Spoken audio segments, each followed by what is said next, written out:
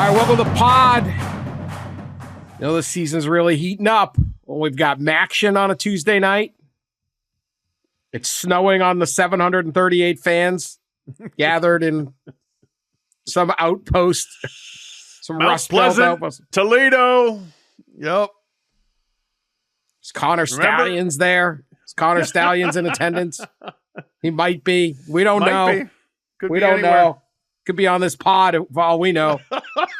I'm going to look at Ross, see if that's really him or if it's actually Connor Stalions. Look deeper over my shoulder back here. You never know. In the bookshelf, he's hiding somewhere, stealing signals.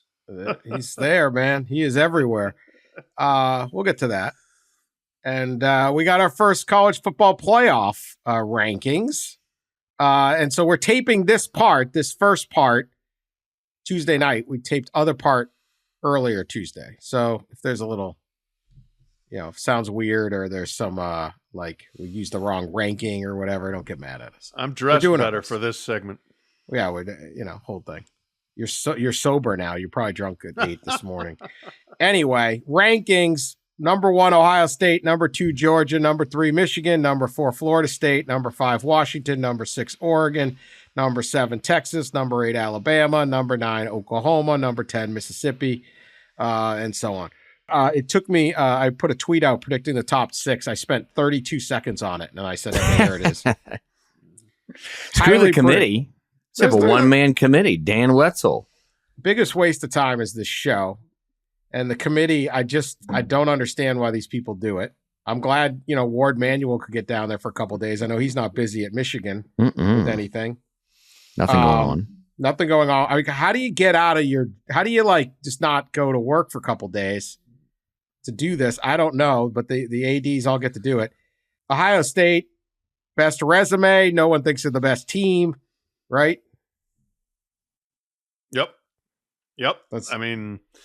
Based on what you've accomplished so far, they should be number 1, and they are. And then we'll see whether they're good enough to hold it. Georgia's 2. I mean, this sets up the drama of the we got 6 weeks. We got to sell this TV show. So when does Georgia jump Ohio State? Ohio State's in because they have victories over number 11 Penn State, number 15 Notre Dame. Georgia could pick up a victory over number 12 Missouri this weekend. And then number 10 Mississippi, and then number 17 Tennessee. Yeah, it probably happens after It probably happens that you would think if they beat Ole Miss, especially if it's some kind of convincing victory, they win the next 2. You would think at that point that'd give them a better strength of schedule. I don't know who Ohio State has the next 2. Nobody's special until you get to the big game. Till Michigan. There's 2 3/4 teams in the Big Ten. Yeah.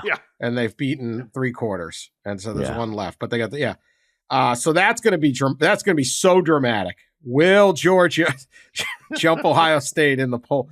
Which doesn't matter. You get no advantage being number 1 and number 4. A minor advantage. You get to pick which bowl you go to. I don't know. Anyway, Michigan's 3.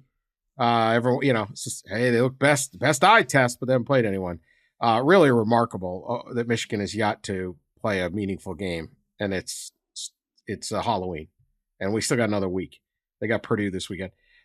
Florida State is 4, and then Washington is 5.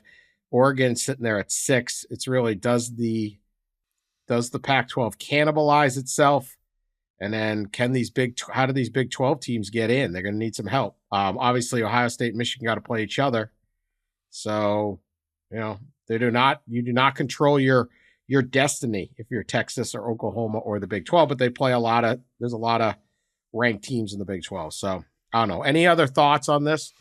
Yeah. Well, they what's the eternal lament about this committee? They vote on records and not strength of schedule. Look at the records. 1 through 5, no losses. 6 through 13, 1 loss. Thereafter, all the 2-loss teams until you get down to the non-Power 5 teams. It is completely record hierarchy there. So I'm not saying it necessarily shouldn't be, although I think both LSU and Notre Dame are maybe a little underrated, as do the polls. The polls had those 2 higher than the committee did. But This did nothing to make anybody think that the committee is suddenly going to veer away from win-loss record and go to strength of schedule. We talk about head-to-head a lot. 7 Texas and 9 Oklahoma. These teams have the same amount of losses, and they actually played on a neutral field. Exactly neutral. How about that? And in Oklahoma won, yet they're 2 spots behind Texas. And I know the excuse is Texas, or the reasoning is Texas had a bigger, probably arguably one of the best, or maybe the best win of the season at Alabama. But again, Oklahoma had a pretty good win too against Texas. So those two probably should be flipped. But Dan, I'm more concerned about the other rankings, slotting these rankings into a 12-team expanded playoff bracket that will be implemented next year using I use the 6+6 format. We posted a tweet about it with the bracket. It's fascinating. It's cool.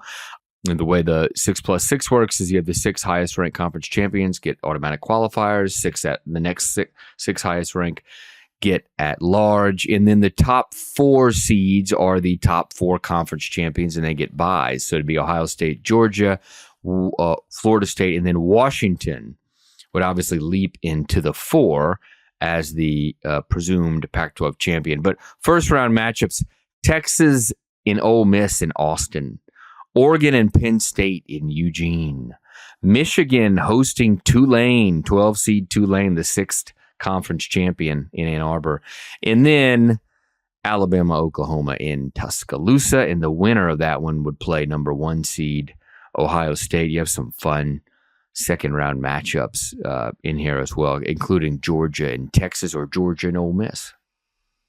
Pretty delicious. Yeah. Pretty delicious. Yeah. It's going to be fun when it gets here. It's going to be wild. It really is going to be wild. Yeah. 4 weeks of wildness. More teams trying to get in. Still wish that second round was in campus, but can't do it. But yeah, imagine that. Imagine some of these trips. What was it? Oklahoma at Alabama? Oklahoma and Alabama. Yeah, there's a game. There would be playoff games in Austin, in Tuscaloosa, in Eugene, and in Ann Arbor. Yeah. You imagine a mid-December playoff game in Ann Arbor, and in this bracket they host Tulane. The New Orleans folks are coming from 75 and heading into the abyss of the blizzard. Make the gumbo extra spicy. Extra spicy. All right. Well, that's pretty good. Any other thoughts on this ranking? Do you have any? I mean, we can LSU should be ahead of Missouri. They won. I mean, whatever. I really feel bad these guys rank them all the way out to 25. Yeah. We'll see. It'll all play out. It'll all be okay. Okay. The other story that came up, we almost talked about it this morning, but we honestly, even by the Connor Stalions lunacy, we weren't sure to believe this. Yeah. And it's taught us to believe everything at this point. Yeah. Central Michigan is investigating if Michigan's Connor Stalions was on the sideline for the Chippewas game against Michigan State at Michigan State. They opened the season, Central Michigan and Michigan State, on a Friday night. And so Michigan was off. So there are pictures of someone who looks an awful lot like Connor Stalions, dressed in Central Michigan coaching gear and wearing sunglasses, and on the sideline of Central Michigan. We became aware of these photos late yesterday, and we are in the process of determining the facts surrounding them, CMU Athletic Director Amy Folan said. As this process is ongoing, we'll have no further comment at this time. Is this the funniest twist yet? This is like the twist that really says that Connor Stalions is an absolute lunatic. Unless somebody else is a bigger lunatic and ordering him to do this. But I think we can, at least for now, assume, given that this guy wrote a 500-page Michigan manifesto, that this might have been his own brainstorm. I mean, it's unbelievable. Think you're going to slip in there? Put on the gear. Now, where does he get the gear? How does he get the pass? Those are interesting questions for Central Michigan to answer. And I think we can make an educated guess that this is really him, because how long does it take to figure out and say, no, that's Dan Smith, our recruiting analyst. That's not him. If this could have been the greatest case of mistaken identity involving Jim McElwain since some dude jumped on a shark naked. But I don't think it's a mistaken identity. I think this is legit. He's in the gear. Did he get he's in the tee. He looks like the other coaches. Now the hat you could probably just get down the mall, get anywhere, any store. But the shirt, how did he know they were wearing that? Does he know? I have so many questions about this. It does lend a measure. It both can hurt and help the argument that Jim Harbaugh should have known. One, this is clearly the action of a lunatic. Yes. And there's absolutely no way that Michigan would be like, hey, why don't we lend you out to Central? Yeah. Yeah. So I think it's fair to suggest that this guy was kind of acting on his own, or whoever he was consulting with in the madcap grad assistant room wasn't thinking things through either. At the same time, clearly somebody knew something, unless this guy literally just snuck onto the field. Like, how did he get on the sideline? He's got one of their 50 visiting bench passes. You don't get those very easily unless this is okayed by someone at Central Michigan. You'd think. Or maybe, I don't know. Yeah, you'd think somebody was like, now, was it like, hey, man, we don't use all our 50, and I know this guy. Hey, it'd be funny to just be on the bench too, or like, I mean, as just the fact that he's at a game on a sideline of another team, like no one at Michigan would approve that. That's an automatic violation. Yeah, is. That's worse than calling up your buddy from the military to go to the Nebraska game, practically. Yeah. Now, I don't know. I will point out, Jim McElwain, the coach at Central Michigan, was the wide receiver coach at the University of Michigan in 2018, has a relationship with Jim Harbaugh. Doesn't mean there's a direct connection there, but there's a relationship between McElwain and Michigan, and Stalions is at Michigan, and now he was on the sideline at CMU. So there's that. But again, like, if somebody at Michigan said, hey, this is a great idea, then wow, you're a freaking idiot. He looks like he's wearing one of those like Halloween masks with like the hat that's attached to the glasses and then the mustache as well, and you put the whole thing on. It's all one piece. I mean, it's just it's this story, man. The layers, the whole thing. It doesn't make any sense. No. Why would Central allow this? Like, Jim McElwain, how would he possibly allow this? I think he's going to have to answer that question after their game. They're playing Tuesday night right now. They're playing right now. I would hope someone at Mount Pleasant at the game is going to say, hey, Jim, about this Connor Stalions thing. Like, it makes me suggest he didn't know, because he can't be that crazy. But I don't know. In this story, not that crazy is not a really good bet. There's a lot of crazy going around in this story. A lot of crazy. He's just standing there with his arms folded. He doesn't have one of those big, like, one of his little binders. But he's like right there. He's not like hiding out. He's not like hiding out by the medical tent or anything. I mean, at any point did Jim McElwain turn on for a night game, right? Yeah. Well, it's night, but it's sunny until like 9 o'clock. Okay. It is night, but I watched that game. It's sunny until late in Michigan, and I think the visitors' side of Spartan Stadium faces west. Yeah, gets the sunset. Like, we are breaking down this thing, aren't we? It's like the JFK this is assassination. Wholly doesn't matter. He was going to wear those things if it was. Yeah. It doesn't matter. He's incognito, man. He's incognito. He might have a few more hours. Does he have one of those little cameras in the middle of the like one of those glasses? Right in between the right on the nose bridge, the camera on the nose bridge. Hey, there's a few more hours of Halloween left. I could dress like him. You think anybody would recognize walking down the streets of DC? Hey, it's Connor Stalions. Not in D.C., but no. if you take that act to there was Detroit. No lack of most college towns. Probably there was no lack of spying football guys that came to my door. There was a few. Oh, I'm sure. Yeah, popular in Michigan. Anyway, this one is the funniest thing ever. I don't know what it means. It could mean that Jim Harbaugh and Michigan is more guilty. It could mean they're less guilty.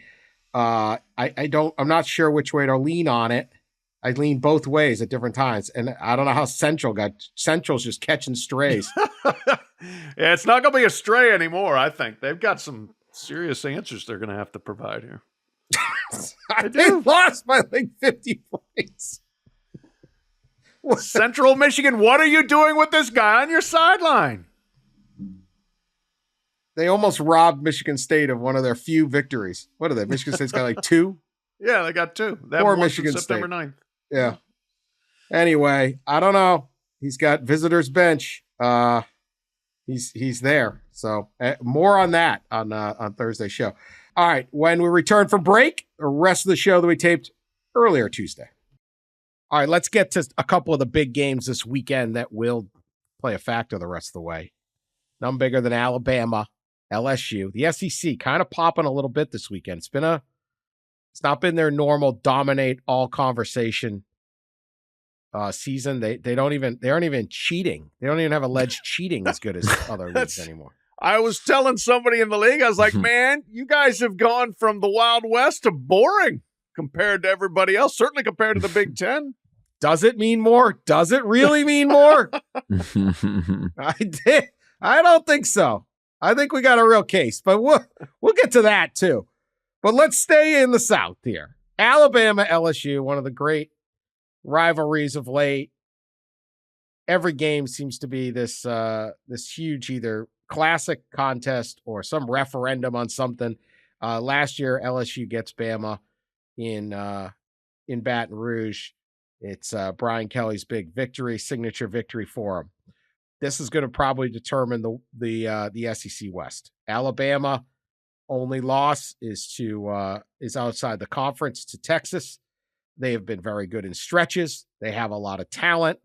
Question is, can Jalen Milroe handle what I think could be a shootout if this gets into a shootout? LSU has a conference loss and a non-conference loss, but they could beat Alabama. They get that inside track. This is what I want to see. I predicted Jaden Daniels as the Heisman Trophy winner before the season, and I don't know that would happen, but it still can. I think he still has a path there, and I wasn't wrong about how he's playing. No, 2,573 yards passing so far, 73.1% completion rate, 25 touchdowns against 3 interceptions. He's also rushed for 521 yards, an average of 5.7 per carry, and scored 5 more TDs. These are not Joe Burrow numbers, but they ain't far from him. And this is the game where Jaden Daniels can remind the rest of the country, not just us in the Jaden Daniels fan club, how good he is. And you beat Alabama, you win the West, you go play Georgia, and I don't know that he's not out as a Heisman candidate if he plays like this. Pat, your thoughts on what's going to happen this weekend in Tuscaloosa?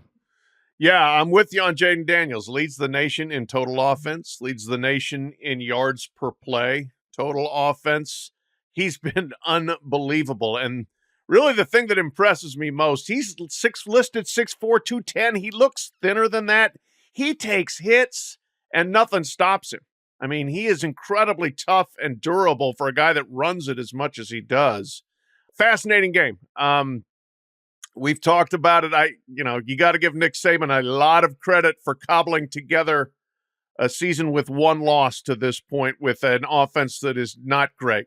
Quarterback inconsistent, offensive line not that good. Tons of sacks for Jalen Milroe, but the receivers just kind of receivers. But they're getting it done, and they're in this position. I am sure the stadium is going to be wildly intense. Fans wanting revenge for the loss last year. It's going to be a great matchup of Daniels and that LSU offense against a really good Alabama defense. I'm probably leaning home team at this point, but we don't have to make picks till Thursday, so I'm going to think about it some more. But this is what the SEC West is about. There's a path. If LSU wins, there's a path to a 3-way tie with those two in Mississippi, but Mississippi would have to beat Georgia in Athens for that to happen. And in that case, then things get wild in terms of tiebreakers. But for now, this looks like the winner is going to Atlanta for the championship game. I don't know what the hell is going to happen in this game. Thankfully, we're not making picks today because, Alabama's been LSU and Alabama, both of these teams have been a little Jekyll and Hyde this year. I think Jaden Daniels would be the front runner odds bet on the Heisman right now. Had LSU played better defense earlier in the year and closed out Ole Miss, they were up 2 scores in the fourth quarter and blew the lead. Or else, LSU's probably in the top 7, top 8 right now, and Jaden Daniels is the leading Heisman contender. And then on the flip side, you got an Alabama offense that, just has really struggled on the offensive line to run the football into pass block, and has struggled at times at quarterback with consistency. And I don't know what to make of them, but you've got an LSU team, right, that has certainly struggled to defend at times. So I kind of like Pat. I kind of like Pat with the whole leaning toward the home team. It's going to be a night game there. It's going to be pretty wild and crazy. But man, this is a tough one to predict. And I was at last year's game in Tiger Stadium. I got caught in the field storming actually, and it was wild. And like Pat said, I'm sure they're going to want to. I'm sure they remember that and the way that game felt. I mean, yeah, these two bring the best out in each other. Yeah, I wonder if Daniels gets cooking, can Alabama keep up with it? Like, they're going to need to have an incredible defensive game to keep this score low. I think that is their real challenge in this, because I just don't know that they have the offense. That said, LSU's defensive backfield and stuff has not always shown up this year. It's going to be a monster. Great game, great setup game here between those teams. Elimination game for sure for somebody. Also, Dan, real quick, Dan, is this the 4th anniversary of your tailgate at Bryant Denny Stadium? It might be. Yeah, we had that was where they won 2.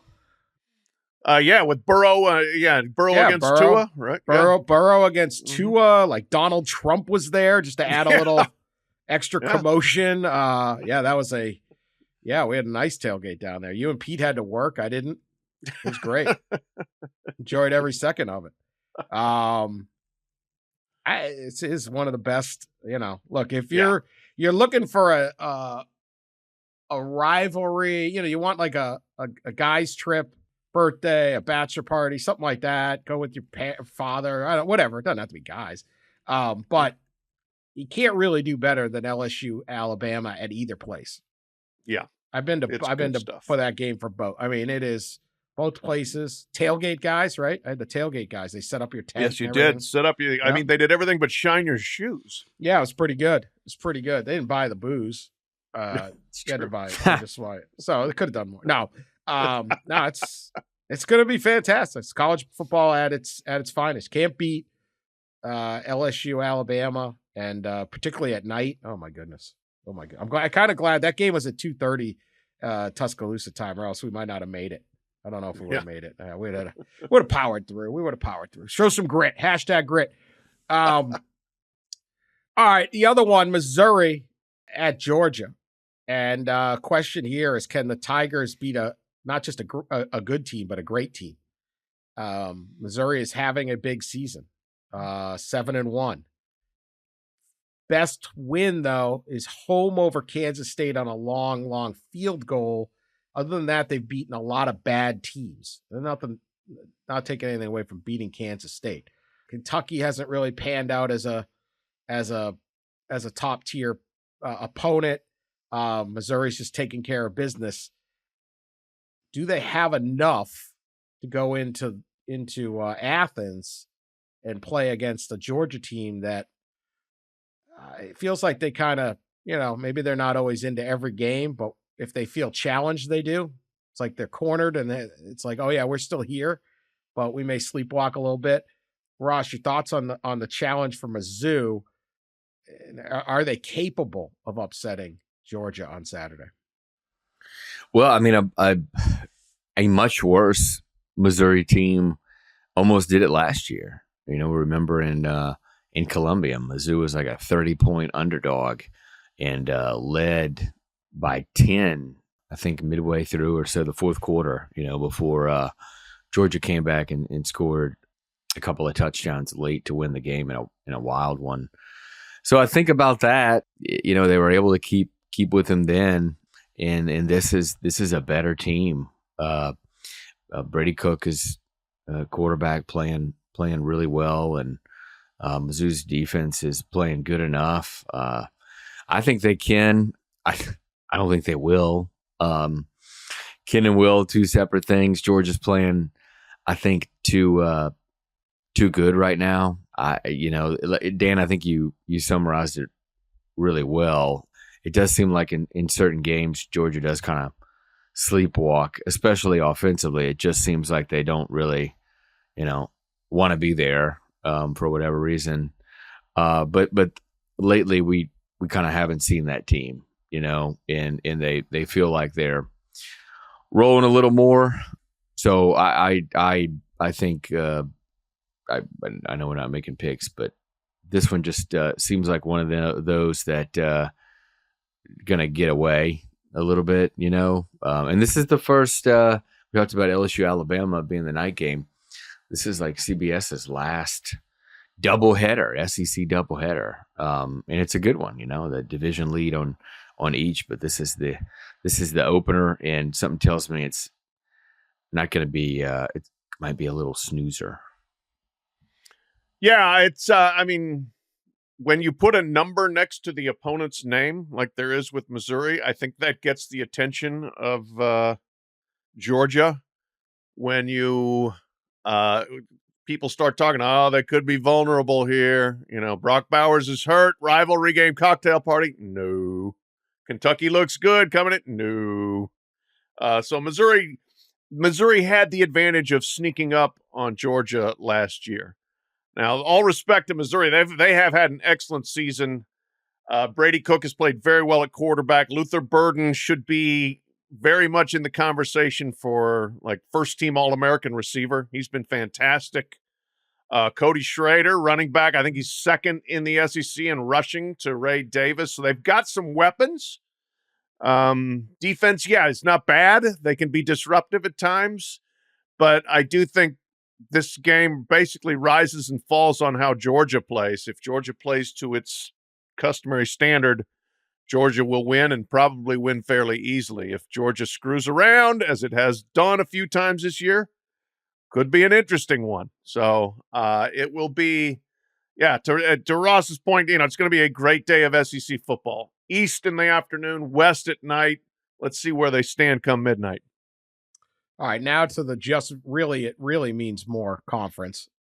We don't talk football, we talk Big Ten. Brian Ferentz has got. Yep. Yeah. Like this Man, is our long-running bit is no more tracker. Again. Brian Ferentz tracker no longer matters. No longer. I took the tracker out of the dash this week. He's out. What are we going to do? He's done.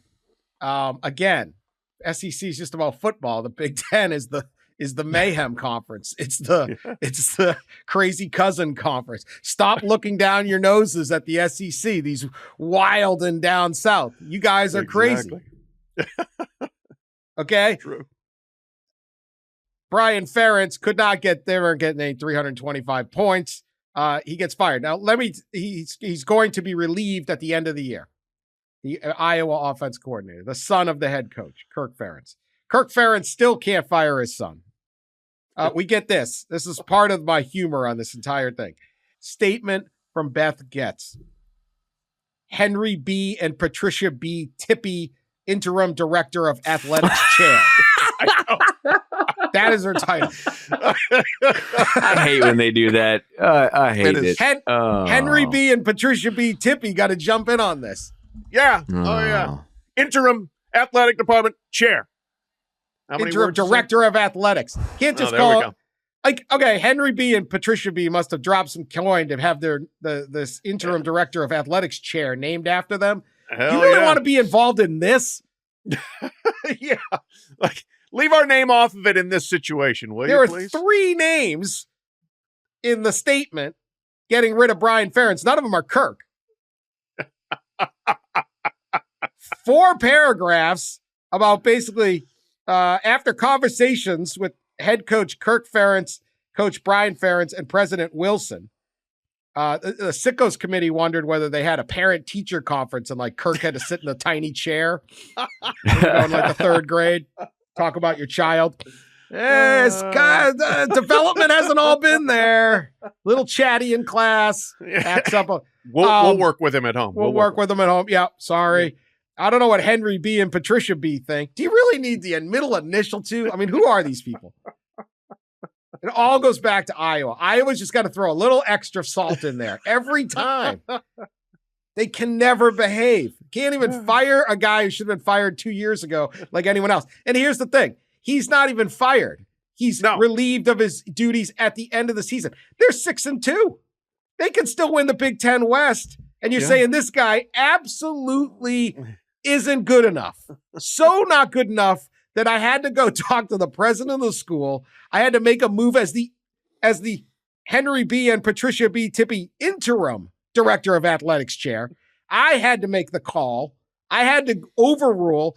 This is not working because anybody who's watched Iowa football said, oh my God, we got a defense that, I mean, if we had an average offense, you're going to that Big Ten title game and Ohio State, Michigan, whatever, whoever's coming out of the East, it's going to be a battle. Not with this offense. And yet you're saying to your players, they say, as Hawkeyes, let's continue to support all of our coaches and student athletes in their pursuit of a Big Ten championship and bowl game victory. I know how you can support them. Put a new offensive coordinator in. Get him out now. That's how. What does Henry B. think? What does Patricia B. think? They didn't build the fortune to pay for this thing by sitting down and going, this is terrible, but we're going to let him stay for the rest of this. This guy, my sales manager, is not good, but I'm just going to keep him for a while and maybe blow a big chance. That's it. Your sales manager is not good, but you're really close to meeting your end of year goals, but you're going to keep the same terrible guy in there for the next month when you could get somebody else in and maybe have a chance of meeting those goals, a better chance. It's unbelievable. Unbelievable. But here's the thing with Iowa is Kirk Ferentz showed a lot of loyalty to the place, and the loyalty he has been repaid with, he's become an emperor. I mean, it's unbelievable. The dude has had latitude to do anything, to hire his son, to have his son be completely incompetent for 3 years, really. 2 for sure, but 3, you could argue for sure, the last 3. You know, he's been totally in charge of everything. He was very protective of his strength coach, who eventually they had to get rid of amidst controversial circumstances. A lot of players complaining about his treatment. It's like he's just become untouchable because he could go 8-4. And, you know, good for Kirk, but this is a change that absolutely should have happened at least a year ago, probably 2 years ago, and they're still not going to do it until after they play in the, Citrus Bowl or whatever. I'm dying to know just exactly how this came about, like this conversation came about, because Beth Getz is a interim AD who most, I think, feel like she'll get the full-time job. But as an interim athletic director, it's kind of an unusual, kind of awkward position to be in a situation like this. And let's just be honest, if she does get the full-time job, she's going to probably have more decisions like this to make, potentially, about another Ferentz, right, leading the program and in the future of the program. But it's truly amazing how inefficient and just terrible Iowa's offense is. And I hope Beth gets if she got pushed back from Kirk Ferentz, because usually in a situation like this, Kirk is the head coach is the one to make the decision, and usually in a situation like this, the head coach is quoted in the statement and makes the call. So I'm guessing he had the opportunity to do it and didn't. And I'm just was browsing through Iowa's offensive record. There are 133 FBS teams, and Iowa's number 133.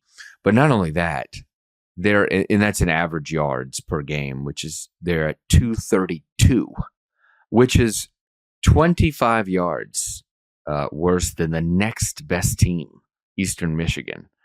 It is just incredible. In almost 100 yards worse than like the number 112th ranked team, which is Nebraska. It's just shockingly bad. But I'm dying to know kind of how the communication worked here. And obviously, Kirk Ferentz said no, that he didn't want to do this. And so that's an interesting place for an interim AD to be for sure. But I'll tell you this, she's gotten favor. She's curried favor with the fan base over this decision. I do want to know what Kirk Ferentz, Moon family head football coach at the University of Iowa, has to say to Beth Getz, Henry B. and Patricia B. Tippie, interim director of athletics chair. A lot of endowments going on there. Good for them. Good for them. Take the money. By the way, Henry Tippie is a badass. I looked him up. Is he? Henry B. Born in Belle Plaine, Iowa, raised on a farm in rural Iowa, enlisted in the Army upon graduating high school, served in the Pacific Theater of World War II. Whoa. D-Day, was involved in D-Day in the Army Air Force. Did both theaters? Jeez. Pacific and European theater. Well, no, maybe it was enlisted on the day before D-Day. I'm sorry. Okay. Served in the Pacific Theater. He wasn't that good. He was good. Couldn't manage to fight. That's a heck of a double. That really would have been. I would have heard about him. Went to Iowa on the GI Bill. Created Rollins. Eventually purchased Orkin, the pest control company. Wow. Lived till 95 years old. And passed away last year. So incredible life lived by Henry. He did not deserve to be dragged into this. Although I guess this is what you get. You get me to look him up and everyone go, thank you for your service. Those guys are, I had the utmost respect for it. 17, 18 years old, just senior year of high school going, yeah, I'm in. Let's go. One theory, Ross, on maybe why Kirk Ferentz didn't pull the trigger on this is, to avoid the obvious nepotism here. Brian Ferentz has directly reported to the athletic director and not the head coach. Oh, that's right. So maybe that was in play. But still, there's usually a comment from the head coach or something. Thank you for your service. Yeah. No, I mean, but how do you not? There's nobody in Iowa City that can call some plays. I mean, it's illogical. It's illogical. Yeah. We don't think he's good enough. It's not like it's a lost season where you're like, look, we're 2-8. We're gonna replace our head coach in a couple weeks. But we're going to play and let's I don't know. All right. Speaking of coaches who are fired up, William Christopher Swinney. I'm thinking Dabo needs to get rid of the radio show. No, don't do that. Well, it's good for us. That's worth a lot of his income. That's true. Well, those things work, those contracts. Yep. Yeah. How is that? Like, how much money are you making on a coach's call-in show in South Carolina radio? Well, oftentimes they include, because it's, these public schools, they don't want to show that, the money, all the money's coming from the school. So they'll add in, what is it? It's usually like entertainment and media. Yeah. Whatever. And that's their main salary. So I'm guessing it's rolled up in that, Yeah, they pretend they make, they can't be that valuable of a show. Although they do have Tyler from Spartanburg was calling in. Ooh, boy. Oh, Tyler. Also, man, this 2.5 minute Tyler question is just brutal to get through. Yeah, they need a new producer on the show. Yeah, that needed to be cut off. Do not let Tyler from Spartanburg take 2.5 minutes worth of shots at your head coach, at your Hall of Fame coach. 30 seconds is enough. He's saying why you're getting paid this much. You're not, and then we're not winning. This is a disaster. All this different stuff. Really taking shots at Dabo. In between, I do appreciate you're a Christian. I do you're a man of faith. I do believe you're a man of faith. But damn, you're a badass football, isn't it? But you are a man of faith. Paying you $11 million. You are overpaid, and your Danny Forde wasn't even this bad. But I do appreciate your faith. It is good. Yeah, he kicked it off with, "Hey, Tommy Bowden," basically. Yeah, Tommy Bowden. Yeah, I mean, gosh, it's rough. These men of faith, they're a little harsh on each other. Dabo was having none of it. He gets called out by Tyler, who I don't think is as young as Dabo thought, but whatever. Yeah. Dabo goes crazy. A 5-minute rant on this thing about how Clemson wasn't any good until he got there, which is kind of true. They weren't that bad, but they weren't what they are. And he, some of his best parts, you're part of the problem. And he's like, Tyler, he's mocking him. The appreciation, the expectation is greater than the appreciation. That's the problem. We won 12, 10-plus win seasons in a row. That's happened 3 times in 150 years. Clemson ain't sniffed a national championship for 35 years. We won 2 in 7 years. Only 2 other teams can say that, Georgia and Alabama. Is this a bad year? Yeah, and it's my responsibility. Take 100% responsibility for it. This is bull crap. You're thinking all these narratives you read. Listen, man, you can have your opinion all you want. You can apply for the job, and good luck to you. On his salary. I started as the lowest paid coach in this business. I work my ass off. I'm not going to let this smart ass kid get on the phone and tell me how to do my job. It goes on and on. If you want a good laugh, 5 minutes of hearing William Christopher flip out. Thoughts, Pat? Sure, you have some. Yeah, I do. Yeah, that was like, first of all, producer failure to curtail that, because if you give Tyler 2.5, you are definitely going to get 5 from Dabo. We've all been around and been to his press conferences. That dude will talk and talk and talk and talk. And you bring up this subject and you put him on the defensive, you're going to get a filibuster from Dabo. So to a degree, I understand, nobody wants to be just publicly upbraided like that. But it is also part of making $11 million a year. And it is part of the deal. And the fans do care. And when you're 4-4, you got to go to your radio show, sit there saying, okay, tonight's going to suck. This is going to be bad, but I'm just going to swallow it and take it. You may have a little bit of a fire back on something stupid, but you can't just let yourself go for 5 minutes like that, I don't think. You can, but you come off looking wildly defensive, and it looks like this season is really getting to you. And maybe that's a good sign. Maybe it should get to you and indicate that you're really not happy with where the program is. But this is that's part of the job. I mean, to a degree, we all got Tyler from Spartanburg in our Twitter mentions every day. You just kind of have to learn to roll with some of that to a degree. I don't have any Tylers in my Twitter mentions appreciating my religious views, but you suck as a reporter, Ross. I appreciate your faith. Appreciate your faith. Thanks for the faith. Yeah, now get a new career and go die. Yeah. That's right. That's basically what you hear. Yeah. So I was just blown away by how angry Dabo sounded in the how he articulated at times the word Tyler just showed how angry and frustrated he is. And I think it gave us all a window into the struggle right now at Clemson and the frustration in its head coach over those issues that they're having down there. It was a good window into a coach's frustration. Those things usually are reserved, for behind closed doors for a reason. But there one thing about Dabo, right? He's pretty authentic. He has the feelings out there. He puts them out there, and he certainly did with this. Yeah, I mean, this is not the way to handle it. But I largely agree with Dabo, but you make the 11.5 because you want all these things. You get this attention, like you created the monster. It's tough. Basically, he needs to act more like a boring, dull, it doesn't matter much SEC coach program where losing is quietly accepted. It's not such a big deal, and not a non-SEC like the rest of the country.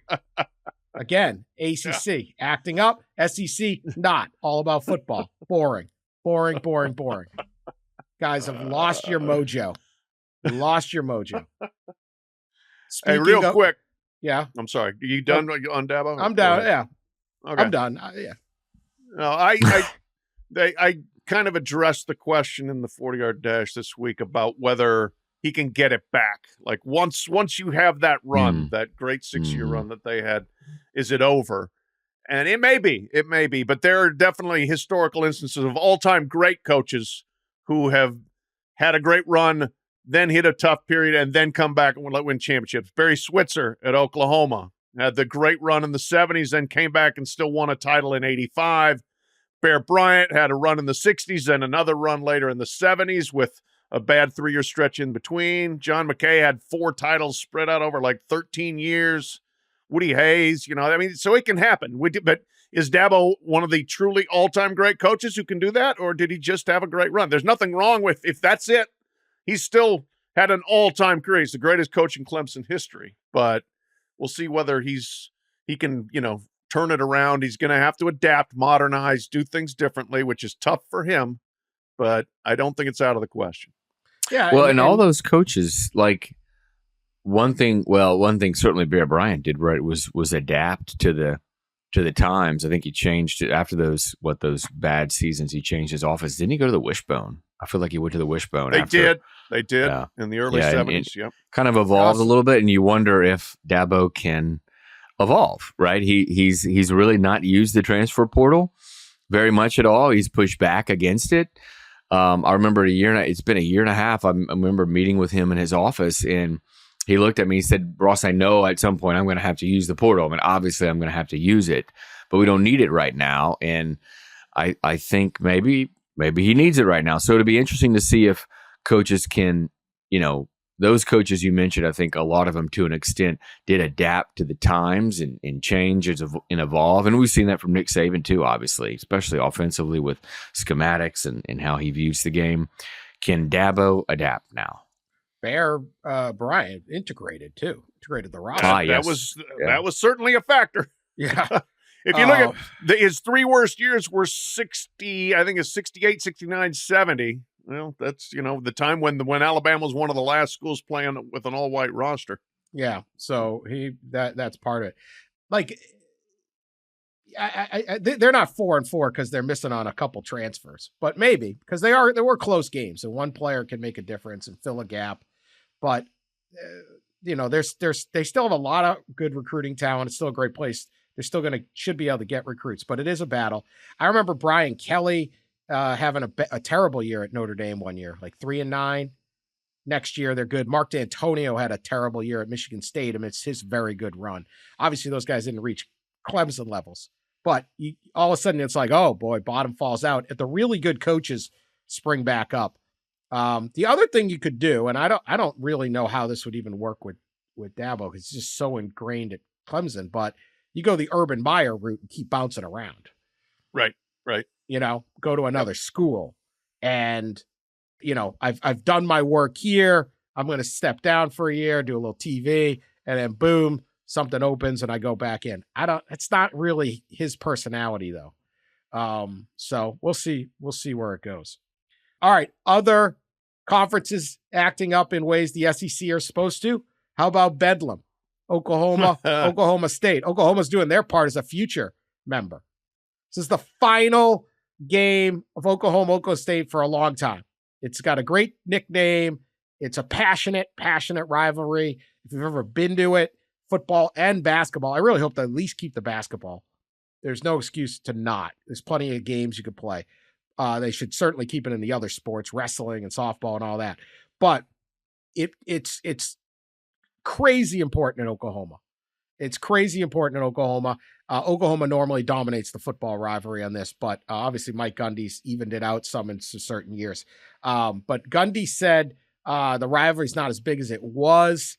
And he said we didn't have social media when he played. He was a quarterback there. He says, like Brian Bosworth spit in my face, I spit in his. It was actually a rivalry. Okay. Then he says, the summer before my sophomore year, I would go to parties in Oklahoma City. Now, first off, I'd like to go to a party with Mike Gundy after his sophomore year in Oklahoma City. Oh, boy. Buckle up. Yeah. Yep. Buckle up. Imagine that mullet flowing in that late 80s wind down there in OKC. And some cheap Milwaukee's Best or something. Anything could happen. Anything could happen. Gundy patrolling OKC in the 80s? Look out, cowboy. Like riding the range with Jesse James. Man. That's right. Clear the morning. Gundy's here. Summer before my sophomore year. Man, you go to a party with Gundy in Oklahoma City on a Saturday night, you wake up in Vegas on Tuesday morning. You don't know. You don't know. Damn that Gundy. Got us again. Anyway, I go to parties in Oklahoma City. They would say, well, Bosworth and Paul Migliazzo and some of those guys were here. And I had to make a decision. We were going to have a confrontation there and who was with me. Because those guys, I could kick them in the shin and run like hell, but I'm not dumb. So we had to make those decisions because what kind of frame of mind was Brian going to be in at that point? I don't know. That's a whole other question. Had he taken a, quote, vitamin C and had a few drinks? Well, vitamin C. He might not. This is a coach. Again, get your together, SEC. Well, Gundy just doesn't care. He just doesn't care. Well, he might not be a guy that you want to talk to at that point. He'd get real red across his face. So it was a rivalry then. Okay, so of course, Bosworth, he's the sheriff, of course, in the Fansville commercials for Dr. Pepper. It's Sheriff Brian Bosworth. So if Gundy drives through Fansville, like that's an episode in itself, right? Be a shame if we found cocaine in your trunk, you know. I would not be anywhere near Sheriff Boswell. You're going in the clink. Anyway, Bosworth sends out a tweet. Guess what, Coach G? Bedlam is still a rivalry, and Big Brother, all caps, still wants to whip Little Brother's ass. How about OU is capitalized? Cute Boz. Boz is kind of cute. That's nice. He's tweeting like a 13-year-old girl texts. Never thought I'd see this out. This is the least cool thing Brian Bosworth's ever done is his capitalizations. How about we meet this Saturday at your place, the OU capitalized. Let's say the 50-yard line so we can exchange pleasantries in the old-fashioned way, face to face. I'll see you there. Boomer. I think Brian Bosworth's just threatened to kick Mike Gundy's ass at the 50-yard line of the final of Bedlam, and I am here for all of it. Oh, this is like as if this game didn't have enough buildup.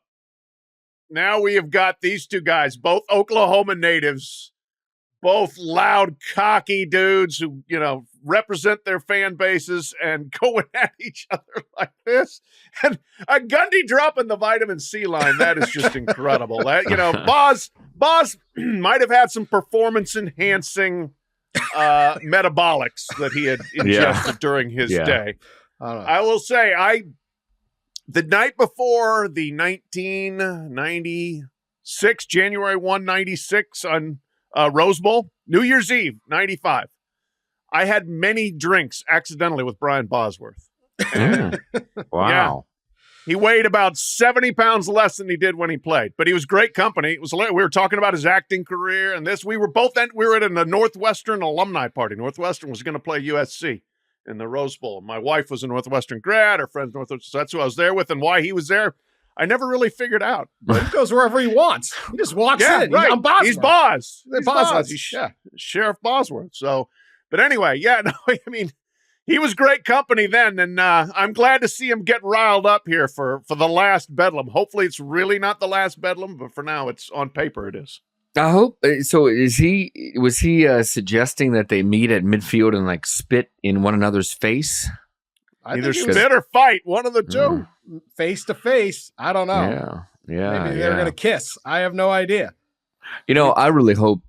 This game. I mean, like everybody, I don't know that anybody really wants this game to go away, except there's probably some people at Oklahoma State, right, that are pretty angry. I did see where both athletic directors told I think it was a local media last week in the build up toward the game. They certainly left the door open. In the heat of the moment after Oklahoma leaves for the SEC and all that, you got a lot of anger and stuff. But I think as it sits a little bit, you're already seeing a little bit of retraction and walking it back a little bit. So the Oklahoma State athletic director, he kind of left the door cracked. They're scheduled out through much of the 2020s into 2030 with Power 5 games, but those are pretty easy to change around. And he mentioned that. So hopefully this game continues because it's wild. The first one I went to was 2 years ago, and it was incredible. Just an incredible environment. It was in Stillwater, and it's a fun one. You got to. I mean, where else are you getting this? Again, we got Nick Saban and Brian. I really respect Brian's program. All right. I got some good athletes over there. All right. Like, no, I want this. Yeah. A fist fight. Brian Bosworth, all time. I mean, what a legend. Remember when he wore the T-shirt at the bowl game? NCAA, it said National Communists Against Athletes. Welcome to Russia. Bosworth, like 40 years ahead of his time. Didn't Bosworth, and this I must have been after he was done with college because I don't think he could profit like this, but he had a T-shirt company that sold T-shirts that said Bosworth sucks. He's making money off of it. That's awesome. He showed all his haters, didn't he? Pay for this shirt. Yeah, exactly. What did he get? They must have suspended him for everything. I don't think Boz was fault. It's funny he's in law enforcement now in Fansville because he, Yeah. I don't know why, what happened. Yeah. Got kicked off the team. I got to reread Bootleggers, boy. They're great. You want a classic college football read? Barry Switzer's autobiography, Bootleggers, boy. Yeah. It's probably about 60% accurate. It's told to be a hit.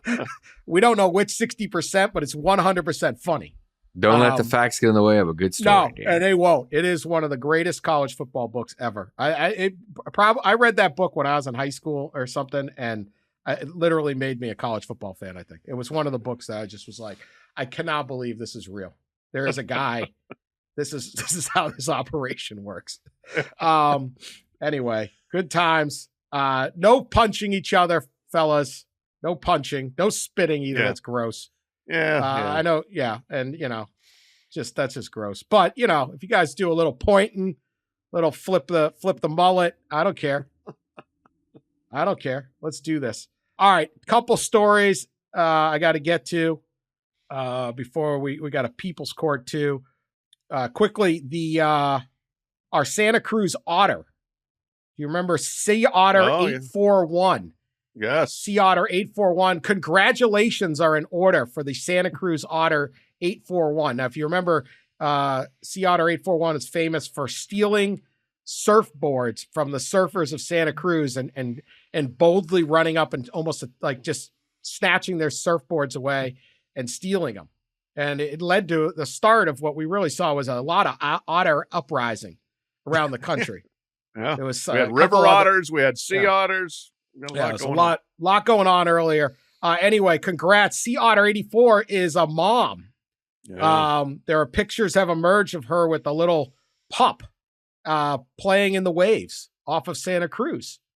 And people are excited. So, A, good job, but B, concerned that we're multiplying Pat? Are we concerned with more? Well, I'm pro otter in this, so I'm fine with more otters out there, showing attitude. That's I have no problem with that. And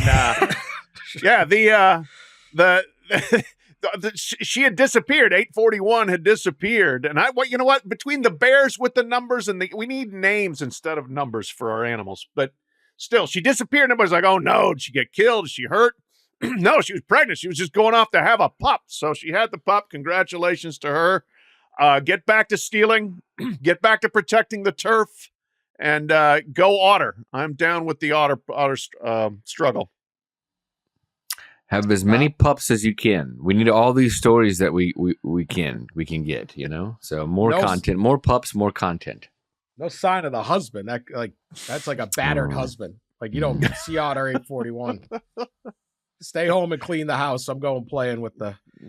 We also have this statement. This is kind of interesting from Ashley McConnell, team leader in the Ventura Fish and Wildlife offices of the U.S. Fish and Wildlife Service.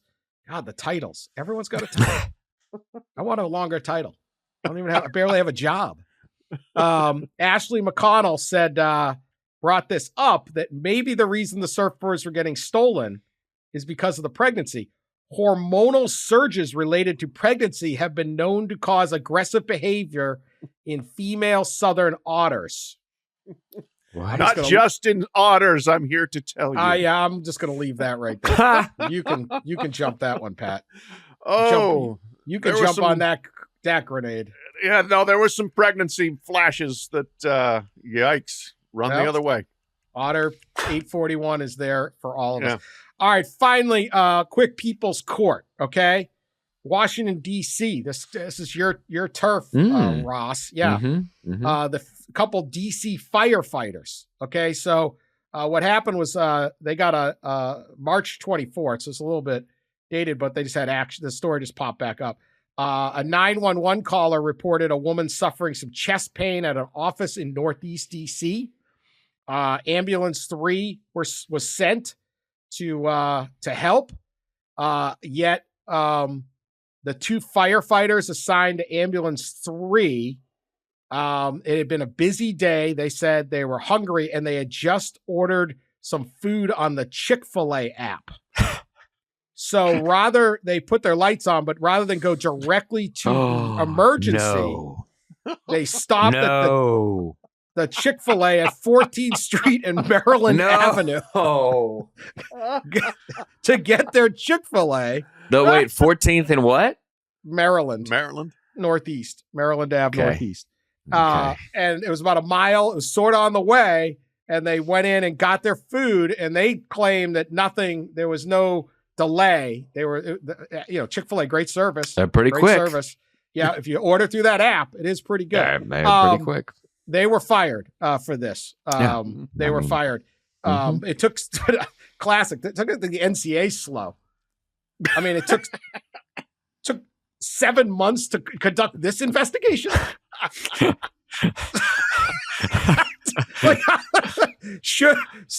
Apparently there's a question here, Pat. Should firefighters who are hungry and conveniently use the Chick-fil-A app, and you don't want cold Chick-fil-A, you want hot Chick-fil-A, should they be allowed to stop for lunch on the way to an emergency? Look, I think if you're efficient about it, look, you file through you go through the app, you go to like if you're going to Popeyes or McDonald's or something, the service is much sketchier. You just don't know how long it's going to take. Chick-fil-A, you can be reasonably sure they're going to get you in and get you out. Might even be able to call ahead and say, hey, can you throw the bag at us as we drive by? And we'll catch it and go. Somebody on the back of the ladder will catch the bag. That's right. Going by. Free the Chick-fil-A firefighters. I'm on their side. Look at this lovely city that I live in, and our infrastructure, and yes, it's spectacular. My gym is right across from one of the fire department units, or whatever they call them. What do they call them? Not engines. Firehouses. Firehouses. I think it's like number 9. Firehouse number 9. I hope this is not one of the people that I see outside lurking around that firehouse.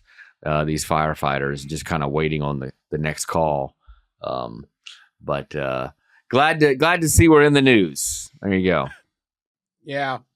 Let's say you're in the drive-through and a fire truck comes, fire truck, police, anybody, ambulance, they got their lights on, you get out of the way. Mm. If you're in the drive-through and they put the lights on, you get out of the drive-through and let them through. Mm. You're like, come on, dude. Depends how hungry I am. You're just trying to cheat and jump the line. Yeah, don't look kindly on cheaters. And usually if I'm in the drive-through line, I'm not just hungry, I'm hangry. So it might be a bit of a confrontation. Yeah. It's a very Seinfeld conversation. It's reminds me of the episode where Elaine goes to meet her boyfriend at the movie theater, and she arrives, and as she's walking in the theater, the host of the theater says, your boyfriend's been hit by a car. He's at the hospital. And she, freaks out. Oh my gosh, I got to get there. And then she looks at the concession stand and then goes and buys a box of Juji fruits before going to visit him at the hospital. Arrives at the hospital. He sees the Juji fruits and, they didn't make it. So Juji fruits. There you go. There you go. Pretty much everything goes back to Seinfeld. So my wife found us that story. See? Good there you go. Good work. She's like, oh, this might be interesting for you. Team Wetzel. You morons can discuss this. Yeah. All right. We'll be back Thursday with Race for the Case picks. More football, more mayhem. I need some crazy out of the SEC. I need some crazy. I think they can do it. They just got to apply. I'm pretty sure they have it in. Oh, yeah. Yeah. They're pulling a Clemson type season out of the crazy and leaving all the fun to everybody else. We'll pick some games and get to it. Appreciate everybody listening. Continue to share us on social media, and we will talk to you later.